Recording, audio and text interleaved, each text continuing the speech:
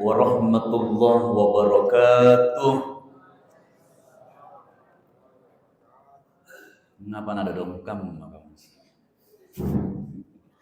Baru malam ketiga ini bapak-bapak ibu-ibu ya. Berarti pernah buka puasa ya? Lebar mi? Alhamdulillah, yang jawab salam saya, insya Allah saya doakan segera naik tanah suci dan haji dan umroh. Banyak rezekinya, lunas semua utangnya. Jawab kalau pada salah utang, tip pakai amin. Saya ulang kalau begitu biar berkah. Assalamualaikum warahmatullahi wabarakatuh. Bifadli bismillahirrahmanirrahim. Wa bihaqqi bismillahirrahmanirrahim. Wa bihaibatihi bismillahirrahmanirrahim. Wa bimunazzalatihi bismillahirrahmanirrahim. Innal hamdalillah. Alhamdulillahilladzi anzala as-sakinata fi qulubil mu'minin liyazdadu imanan ma'a imanihim. Asyhadu an la ilaha illallah wahdahu la syarika lah, shadiqul wa'dil amin. Asyhadu an la ilaha wa asyhadu anna Muhammadan abduhu wa rasuluh al-mab'uts rahmatan lil alamin. Ayyuhal hudur rahimakumullah, seluruh yang hadir, hamba-hamba Allah yang dimuliakan. Alhamdulillah, tibalah kita pada malam ketiga di bulan suci Ramadan. Bulan yang sejak bulan Rajab kemarin kita selalu berdoa, Allahumma barik lana fi Rajab wa Sya'ban wa ballighna Ramadan. Ya Allah, berkahi kami di bulan Rajab ini dan di bulan Sya'ban, dan sampaikan kami kembali menemui bulan suci Ramadan. Syekh Abdul Qadir Jailani dalam kitab Al-Gunyah, beliau menyatakan begini, Inna Rajab syahruz zar'i. Rajab itu bulan untuk menanam, tanam, lamun-lamun. Wa Sya'ban syahrus saqi, dan bulan Sya'ban itu bulan untuk menyiram apa yang kita udah tanam. Wa Ramadhana syahrul hasadi. Ramadan ini bulannya untuk manen apa yang udah kita tanam dan kita udah siram. Pertanyaannya, kalau kita hari ini mau memanen sesuatu yang belum pernah kita tanam, bisa enggak?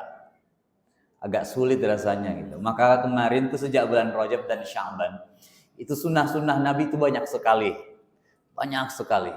Setiap datangnya bulan Rajab mengingatkan kepada kita untuk menapatilasi satu peristiwa berharga penting yang pernah dilakoni oleh junjungan kita Nabi besar Muhammad sallallahu alaihi wasallam, yaitu peristiwa Isra dan Mi'rajnya.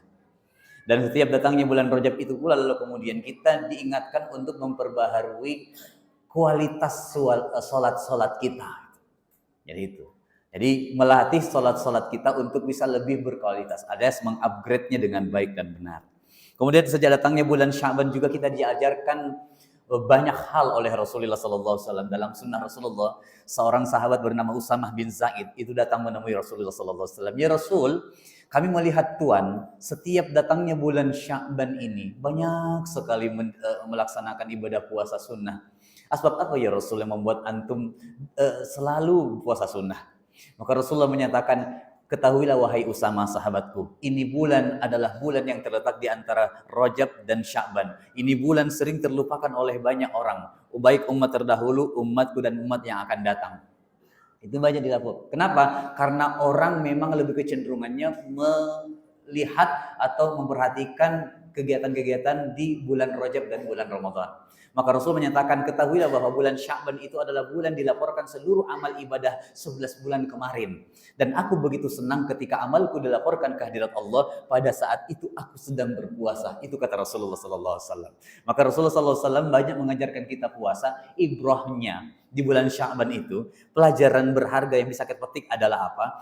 Untuk bagaimana kita melatih riyadhah. Jadi riyadhah qalbiyah. Ya, ibadah transenden itu sudah mulai dinyalakan sejak bulan Rajab dan Sya'ban sebenarnya oleh Rasulullah SAW. Dengan apa? Itu tadi, dengan memperbarui kualitas sholat, kemudian melatih banyak puasa-puasa sunnah. Supaya apa? Begitu masuk bulan suci Ramadan, kita nggak menjadi hamba yang kagetan. Kita tidak menjadi hamba yang latah. Ya, coba kita lihat, hamba yang latah itu seringkali banyak. Jamaah masjid saya termasuk anak-anak remaja saya, kalau hari pertama kemarin sampai tadi, itu kalau buka puasa, aksi balas dendam. Di sini tidak, Ji. Ya, balas dendam kenapa? Sebegitu azan dikumandangkan semua air nambah. Semua air nambah. Ya, pokoknya ada gorengan, semua jenis gorengan semua nambah. Ya, ada ikan doang nambah. Ada jalangkote, apalagi gitu, nambah tong. Ya, ada cendolo, nambah tong cendolo. Netong androna cendolo. Kisah jandrona cendolo. Pisang hijau. Ya nambah tong. Begitu iqamat ya, muazzin iqamat nawasawala mimentenga. Susah untuk berdiri lagi. Kenapa? Karena udah kekenyangan. Ya, ini. Jadi karena tidak melatih sejak bulan Rajab dan Sya'ban. Jadi amaliyah inti di bulan suci Ramadan itu kan sebenarnya ada beberapa. Salah satunya adalah kita mengetahui bahwa syahr Ramadan, syahrus siyam. Bulan Ramadan bulan puasa.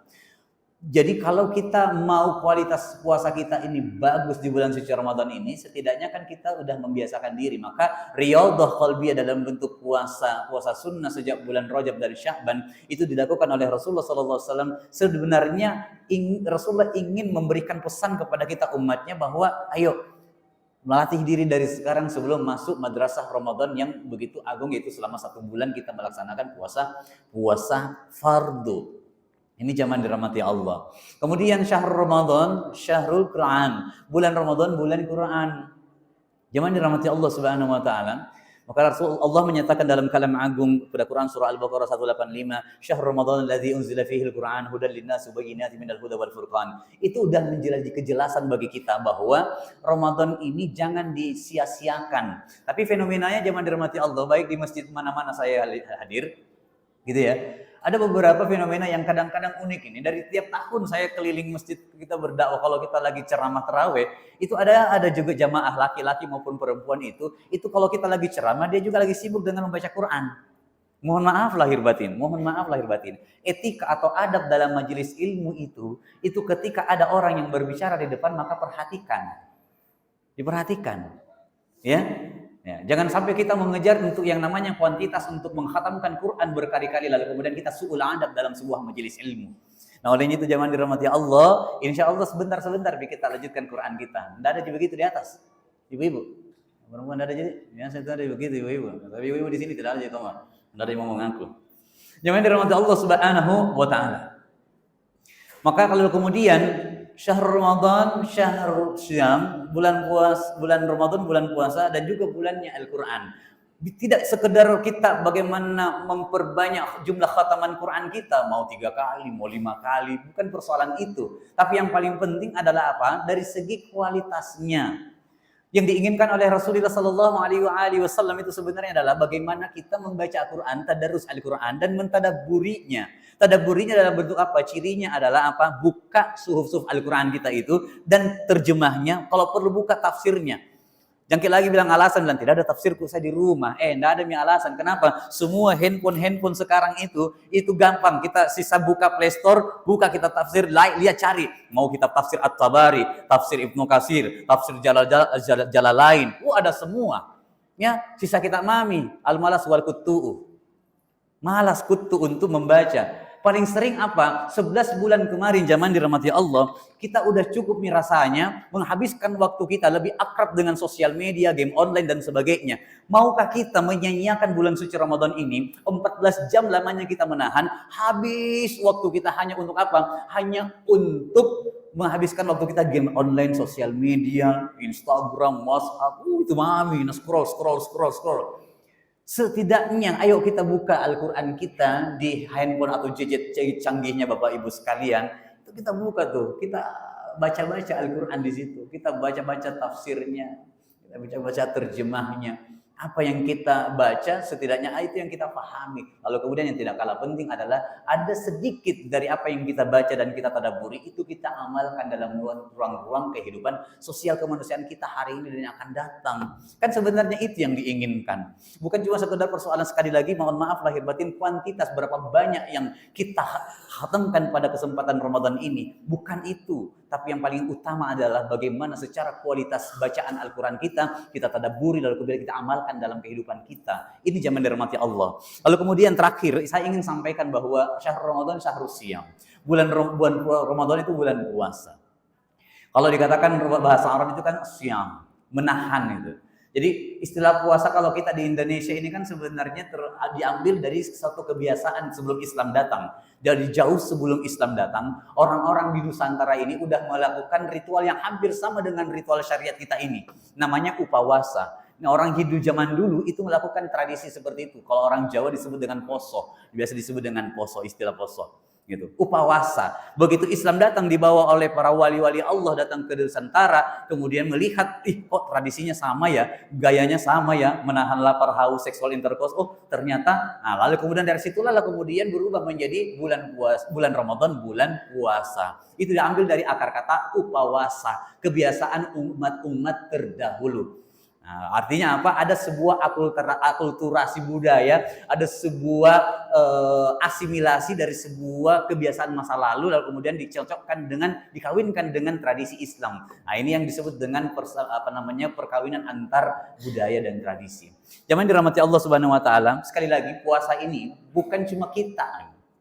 Jadi yang kita juga terlalu GR, yang kita juga terlalu merasa bahwa kita yang punya syariat seperti ini, tidak.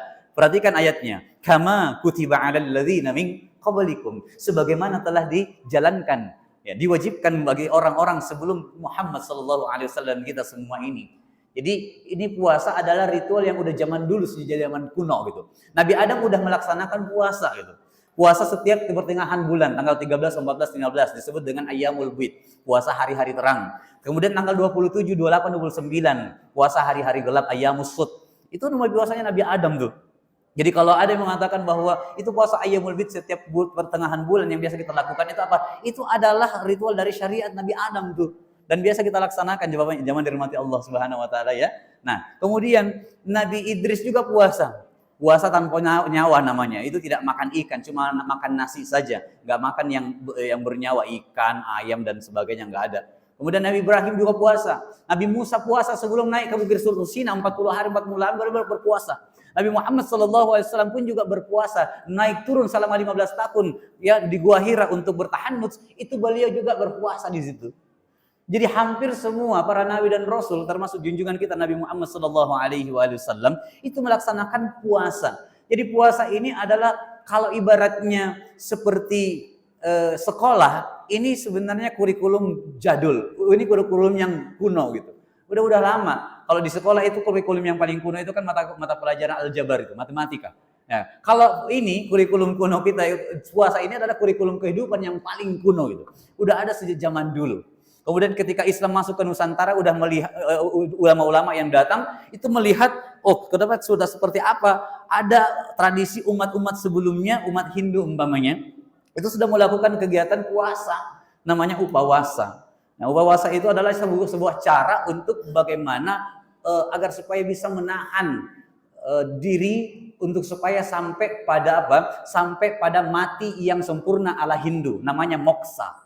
Jadi kalau namanya moksa itu hanya bisa didapatkan oleh apa? Kaum Brahmana di Hindu tuh. Itu dan diawali dari tradisi puasa tuh. Hilang raga, hilang sukma, itu yang namanya moksa. Kemudian tradisi Buddha pun juga orang Buddha juga di masa lalu itu melaksanakan puasa. 8 jalan menuju nirwana itu bisa dilakukan oleh seorang Buddhis itu kalau dia lalui dengan yang namanya tapa Buddha, tapa puasa. Ini zaman dirahmati Allah Subhanahu wa taala. Orang Yahudi pun juga kalau hari Yom Kippur itu puasa itu. Sehari sebelumnya itu puasa. Kemudian orang Kristen itu sebelum Natal ya ada namanya itu puasa hari putih gitu. Bagi misa sebelum misa Natal itu mereka melakukan puasa tuh. Jadi hampir semua umat manusia termasuk agama-agama sebelumnya pun juga melakukan puasa. Jadi ini ritual yang paling sudah lama, syariat yang sudah lama. Namun kemudian disempurnakan oleh Rasulullah Shallallahu Alaihi Wasallam dalam bentuk puasa yang kita lakoni hari ini persis sama dengan apa yang dilakukan oleh Rasulullah Shallallahu Alaihi Wasallam. Terakhir ingin saya sampaikan bahwa tentu kita kepengen puasa yang kita lakoni ini berbeda dengan puasa-puasa yang lalu-lalu. Kalau yang lalu-lalu mungkin belum maksimal, kita rasa ayo tahun ini kita mencoba untuk matangkan niat dan bermujahadah bersungguh-sungguh untuk mengupgrade kualitas puasa kita. Setidaknya ada 3 tingkatan puasa yang mencoba saya ingin sampaikan berdasarkan karya dari kitab Ihya Ulumuddin Imam Abu Hamid Muhammad Al-Ghazali ya. Itu disebutkan ada tingkatan orang yang berpuasa tuh. Pertama adalah shaumul am, puasanya orang-orang biasa. Cirinya apa? Cirinya dia hanya sekedar menahan lapar, haus dan seksual intercourse. Ya, kalau ini puasa jenis ini modelnya menyentuh aspek fisik saja. Kemudian yang kedua zaman mati Allah adalah saumul khas, puasanya orang-orang yang khusus. Cirinya apa? Tidak lagi sekedar menahan lapar, haus dan seksual intercourse atau kecenderungan seksualitas, tapi juga sudah mulai menata mata, mulut, pendengaran, seluruh panca indera kita itu sudah dinyalakan transmisi transendennya. Transenden itu maksudnya transmisi ilahiyat. Itu semua selalu dipusatkan untuk senantiasa dalam kebaikan. Mata ini selalu melihat yang baik-baik, mulut ini selalu berkata yang baik-baik, telinga ini selalu harus didengarkan hal-hal yang baik-baik. Sama dengan saya katakan tadi Bapak Ibu, jadi mata Allah, mata ini yang kalau 11 kemarin lebih akrab dengan gadget kita, lebih sering men-scroll sosial media dan sebagainya. Ayo kali ini mata kita pergunakan banyak untuk membaca Al-Quran. Ya, itu yang dimaksud dengan mempuasakan mata kita dalam pendekatan shaumul khas. Kemudian yang terakhir shaumul khusus bil khusus, puasanya orang-orang istimewa. Ini tidak lagi sekedar menahan lapar haus, ya, kecenderungan seksual, kemudian juga panca indera kita, tapi hati, pusatnya tuh di hati pada jenis ini. Kenapa? Karena hati inilah yang menjadi soko guru bagi kehidupan seorang manusia. Maka hati ini dinyalakan transmisinya untuk senantiasa taqarrub ilallah. Ya, senantiasa untuk bagaimana supaya kita mahabbatullah. Man ahabba liqa Allah, ahabballahu liqa'ahu. Barang siapa yang cinta ingin dekat dengan Allah, maka Allah pun cinta ingin dekat dengan hambanya itu. Nah, ini teori cinta nih. Maka jadikan momentum Ramadan ini dalam bentuk amaliyah Ramadan puasa kita itu sebagai momentum untuk bagaimana mencari titik ketemunya cinta kita dengan Allah Subhanahu wa taala. Siapa tahu dengan asbab wasilah puasa kita, maka Allah jadi ridho dengan kita, Allah menjadi cinta dengan kita, maka setiap keinginan, cita-cita dan ikhtiar yang kita sedang jalankan, insya Allah kalau Allah udah ridho di dalamnya, insya Allah akan terlaksana dan akan makbul dan diijabah oleh Allah Subhanahu wa taala. Pas nih waktunya, jam 8:30. Mudah-mudahan ada manfaatnya apa yang saya sampaikan. Apabila ada kekurangan sikap dan perbuatan dari kalimat saya yang kurang berkenan, mohon dimaafkan. Syukran wa dumtum fil khairi wal barakati wan najah. Allahumma muwaffiq ila aqwamit thoriq. Wassalamualaikum warahmatullahi wabarakatuh.